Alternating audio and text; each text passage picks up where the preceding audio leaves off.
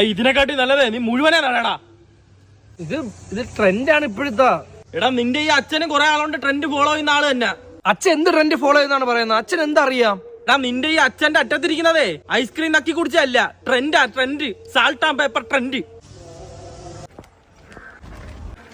Super fast ഇതുവഴി പോയുള്ളൂ, കണ്ടിരുന്നില്ലേ? ഞങ്ങളൊന്ന് മുട്ടിയായിരുന്നു. ഈ ഒരു ജേഴ്സി ഇട്ടുകാരാണ് ഇപ്പൊ എന്റെ അടുത്ത് ചാടിയിട്ട് പോയത്. ഇതിന് എന്താ കളി കുഴപ്പം?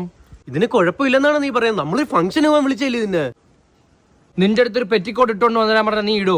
ഓരോരുത്തർക്കും ഓരോ കംഫർട്ട് ഇല്ലേ. എന്റെ കംഫർട്ട് ഇതാണ്. എടാ വേണമെന്ന് വെച്ച് കഴിഞ്ഞാൽ അവൻ ഏത് കോട്ട് വേണമെങ്കിലും ഇടും. അതിന്റെ സാഹചര്യത്തിനനുസരിച്ചാണ് അവൻ ഇടേണ്ടി വരും. ഞാൻ മാത്രമല്ല ഇവനും ഇടും. നീയൊക്കെ ചുമ്മാ. എടാ അച്ഛ അവിടെ നിന്ന് ശ്രദ്ധിക്കുന്ന കേട്ടാ. നിങ്ങള് പയ്യെ സംസാരിക്കുന്നതിനെ പറ്റി. അതിന് പുള്ളിക്ക് ജേഴ്സി ആയിട്ട് എന്ത് ബന്ധം?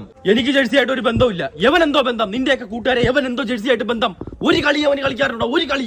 അയ്യോ അച്ഛ, അവൻ എല്ലാ കളിക്കും വന്ന് നിൽക്കും അവിടെ ഫുട്ബോൾ